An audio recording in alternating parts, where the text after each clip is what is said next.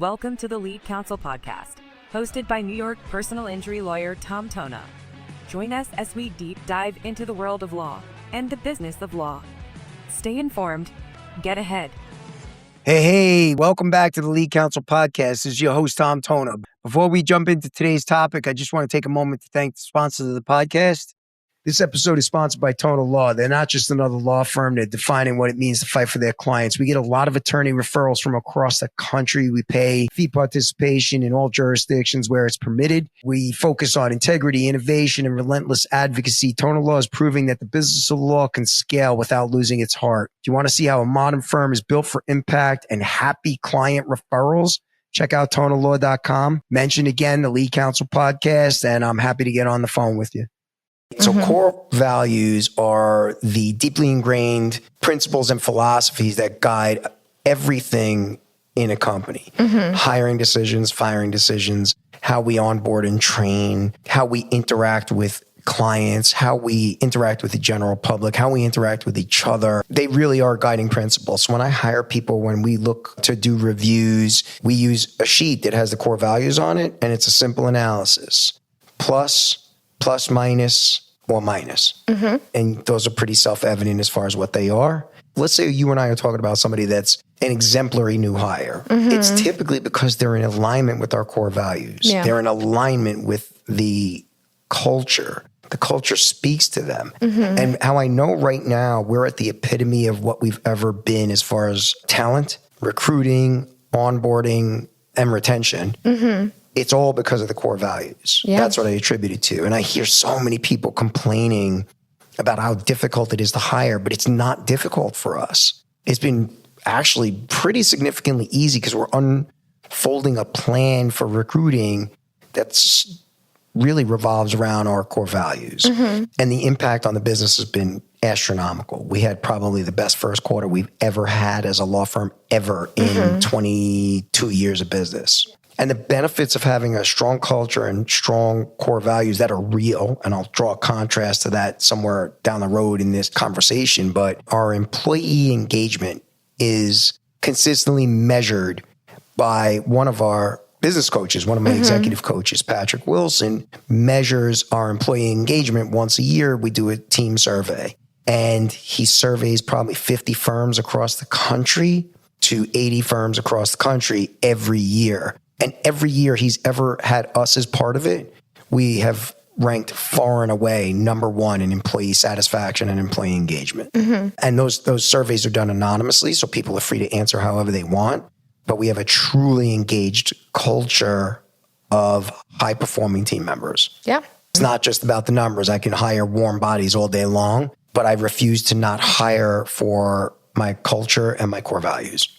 Productivity is through the roof. And retention is very high, right? So these are all benefits of having a real culture built around real core values. And I'll tell you how I know when I read employment ads and when I kind of survey the landscape, when people have been trying to dial it in.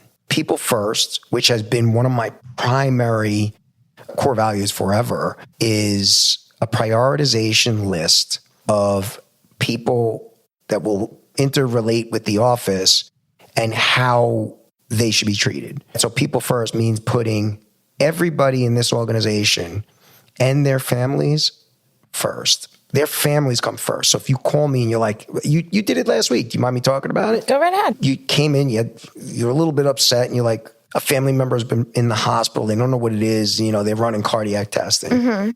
You're like, I'm going to take my laptop. I'm going to work from home. I got to be there. I said, all right. I'm not throwing the laptop. I'm not telling you. I'm saying go. Go. You work from where you want. If you need off, take off. And that's how it goes for everybody in the office too. So people first means first, everybody's family obligations come first. So many people in the office have kids. Their kids come first. So first is family. Everybody's family is a priority to everybody else here. Then the team. Right. Now, I've had clients in the past be like, what do you mean your team comes before the client? That's ridiculous. And typically those clients want to treat the staff subhuman or inhuman, and that's just not tolerated. So when we have that conversation, like my job as the owner of the firm and all of my team leaders is to put the team first, right? After their families, the team. is first. So by putting the team first, then they can put the clients first. I don't interface with the clients really anymore, right? But the team is well taken care of. The team can then take care of the clients, right? And it's kind of the oxygen mask theory. You know, when a plane is going through turbulence or God forbid something bad has happened on the plane, the oxygen mask drops and the first thing they tell you is put your oxygen mask on first. Why? So you can help other people. You're no good if you lose oxygen, you can't help other people. Yeah. So I've always taken that approach to the team, putting them first, the clients, letting the team put the clients first, and then last comes management. And that's important that management's in there because human nature is you'll have a certain segment of the population that doesn't really give a damn about me or my team leaders. And so then they're not in alignment with core values. Just because we come last doesn't mean we don't come at all. Yeah. Right? It means before you come in and make a demand, put yourself in management shoes, put yourself in my chair, and not literally, figuratively. Don't put yourself in my chair. I'm going to walk in tomorrow morning and see you in my chair, Jules. But show that you're showing respect to anybody that you're dealing with is what it comes down to. I actually made a whole TikTok about different people's favorite core values in the office. People first was a lot of everybody, like a majority of people's favorite one. I think that by encompassing people first, even if we don't get something right, because we always put people first, they've got our back. They go, look, that we're human like everybody else, myself, the entire leadership team. So if we get something wrong, we say we're sorry and we move on.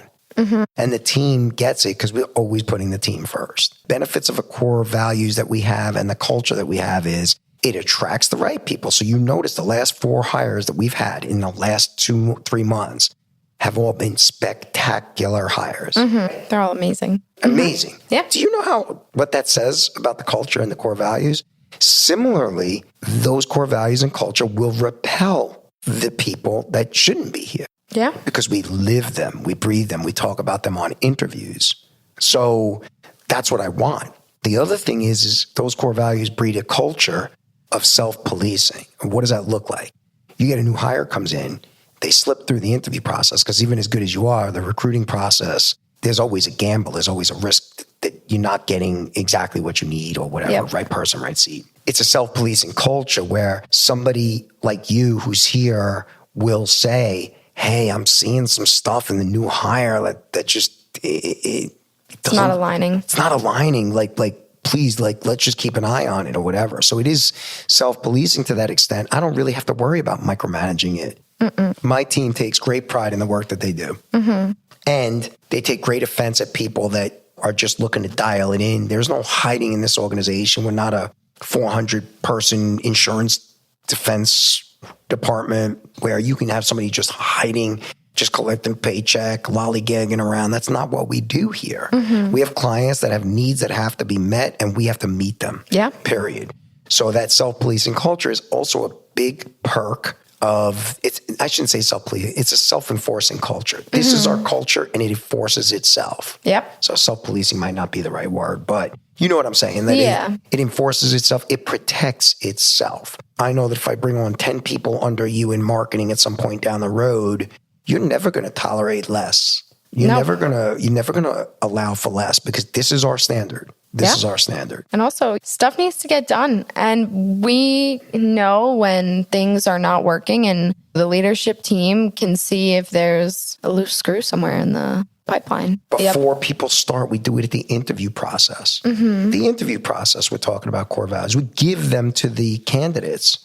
Yeah. And then we ask questions that reveal whether or not they may be in alignment with it. We don't say, are you in alignment with it? Yeah. We ask questions that will probe whether they're in alignment. And then if, like, when they do make it onto the team, their actions a week in will show if they're in alignment with them or not. Yeah, the weekend before people start. People start on a Monday. So the weekend before they start, they get an email link. That link is to the employee portal. And we tell them, read these sections. How to succeed at Tona Law. What are our core values? Again, core values right out of the gate. Yep. They come in the first day. They get a swag bag, right? That swag bag could have sweatshirts, T-shirts, hats, thermoses, all the swag that we've ever given away, we give to the new team members because now they're part of the fabric of Tona Law, but they also get a copy of the core values day one. I tell people, we hired for this.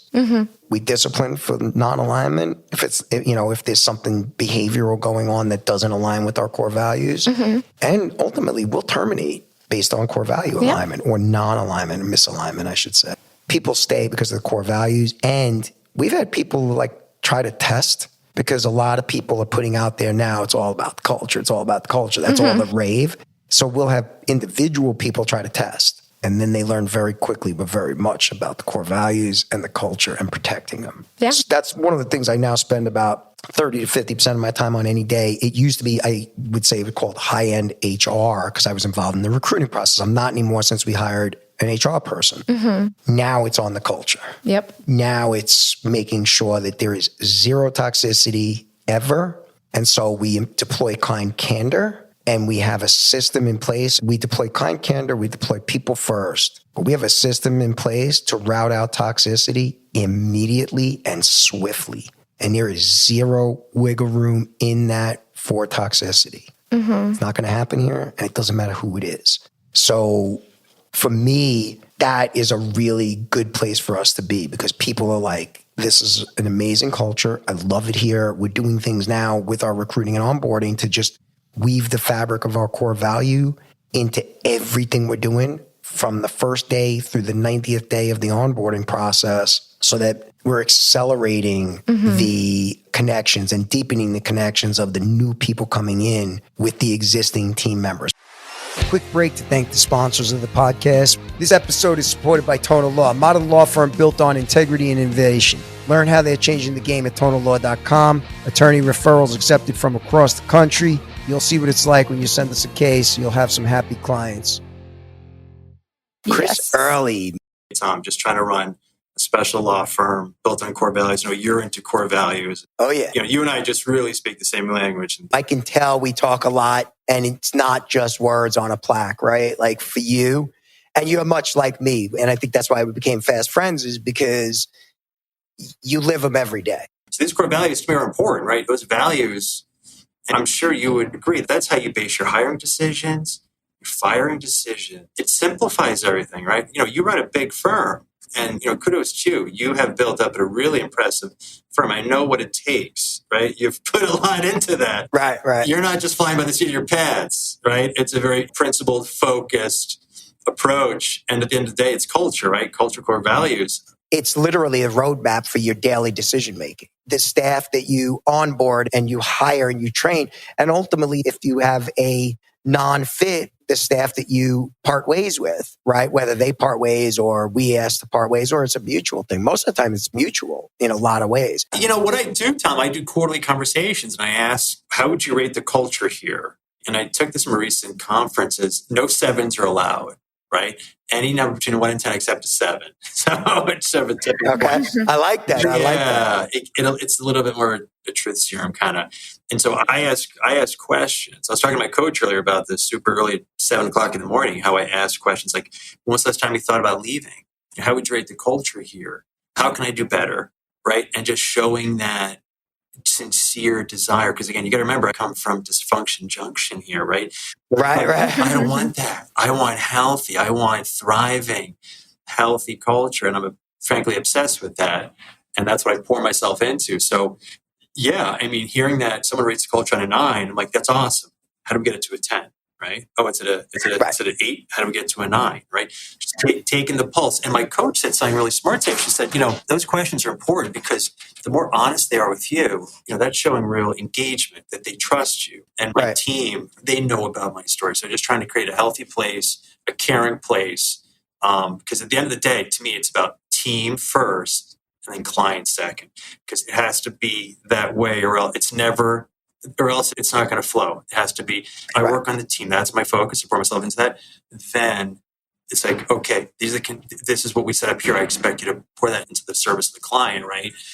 And so we have this nice system of people being happy. And again, it's always hard. Like, it's not like, it's like perfect law from here. Like, law group is a work in progress every day. I will say this, that your focus on culture, 100% is going to be a huge impact. You're impacting the 15 people's lives that work for you every day, and you're giving of yourself.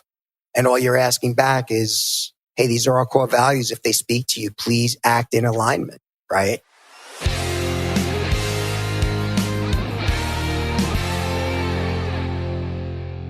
Seth Price. I was interviewing somebody yesterday, and you really kind of changed my mindset, even with the trial attorneys I'm looking for. So I'm talking to this trial attorney. He's an A-level player. And after talking to you, we're going down a different kind of path. It's a ever-changing work in progress.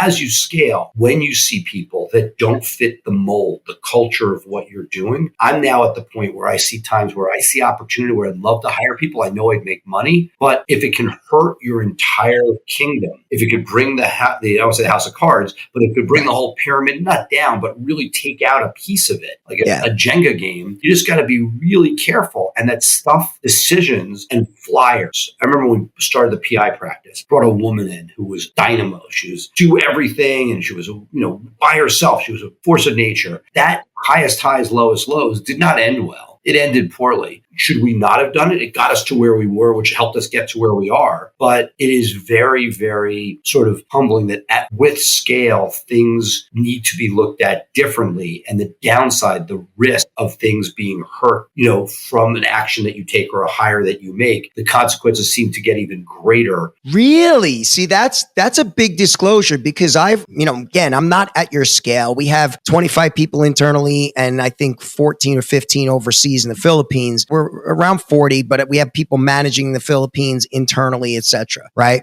The crazy part of that is I was under the impression that with scale, you have more redundancy built in. But what you're saying is the bigger you get, the higher the stakes are. So one toxic hire versus, I was listening to a great podcast a friend of mine was on, Michelle Fuller. I met her probably 6 months ago, and she's an attorney out of somewhere in the Midwest, and she also has a practice in California. She maintains 2 residences. She came home from vacation and half her staff was gone. One person poisoned the pool. She said she had her best quarter ever once she could diffuse the emotions, right? But that's different when you're playing at a scale. How many people do you have, and how many attorneys are in Price Benowitz? 44 attorneys and, over 100 total employees. Yeah, that's massive, right? So you're saying the stakes are even higher on the decisions. Well, right. And look, I've done all sorts of stuff, like things. I have one attorney who doesn't work and play well with others the same way, very high strung. They have an office away from everybody else. Right. They have their own staff. Our staff has to deal with them, but it's pain points. The accounting department, IT department, it takes a toll. And it's not really like if I were somebody who does well in an area, I want to expand further. But that's a great example. Like I probably haven't been able to scale because that person doesn't really let things build on top of them. So that ends up being the cap on the scale at that point. I got to ask you that question, because if you're working with Bill Biggs, and I know you do EOS, you're big on the coaching front for yourself, you've gone from 7 figures to 8 figures to multiple 8 figures in 2 businesses. Is it possible to maintain culture and the shared core values and still scale to 100 or 150 employees? And is it possible? And what are the biggest pain points in that process other than what you've already discussed? Like, I know you said, maintaining it and the moves you make, but I think that I'm humble enough to come with that. We built with our head down. That's what got us there, right? Dave and I are, we treat people well. We're not compared to the rest of the legal profession. We're well within the standard deviation of non-crazy. Debate. And so I think we layered some of this on. I think that it is an aspiration that, we have and we want to live within it. But I would argue that as you repeat these things, like way back, I remember one of my close buddies had like a plaque on his wall with their core values. It was literally something bought on Amazon with random words on it. Right. And it wasn't until you sit down and think about what do you stand for. And, there are different, some people beat it with a drum at their weekly meetings. As you say it over and over again, it becomes a thing. Like as you interview with them, ours is PI, passion, integrity, excellence. excellence, right? And so as we talk to each person coming in, do you have the passion for what you're doing? Integrity we take as table stakes. Are you great at what you're doing? You look at those and it becomes a thing that we do over and over again. The theory becomes reality. And that I would say, are things perfect? Does that mean that it is something that as you strive to be better and better that way each day, and as you get further and further away from people, and when we started, I knew everybody. I knew everybody's significant other. I knew their birthday. As you build and grow, you need to have these touch points. And as you have those commonalities, I think it leaves the concept of a sign and becomes sort of how you think about things. And if you hire and fire with them, if you run your meetings with them, when you make evaluations on promotions, those things that as you implement it, I saw it like mentors of mine, like John Morgan. I remember when I read his book, which is Genius, the Chung book. I knew him well enough to know that a lot of the stuff he talked about in the book wasn't necessarily being done at that moment. But sure as shit, if you watch the last decade, yes, put a lot of that stuff in. He said, I want to be there. And by saying it, it became 100%. I've seen that. My point is if you say it, live it, and become it, it's a thing. If it's a plaque on the wall, it really doesn't get you very far. Thank you for tuning in to this episode of the Lead Counsel Podcast. We hope you found our discussion insightful and valuable. If you enjoyed today's episode, please subscribe and leave us a 5-star review on your favorite podcast platform. Stay connected with Tom on LinkedIn for updates and more insights. Have any questions or topics you'd like us to cover? Feel free to reach out through our website, tonalaw.com, or drop us an email at leadcounsel@tonalaw.com. Until next time, remember to stay informed, stay prepared, and keep leading the way in your journey. Thanks for listening, and we'll see you in the next episode.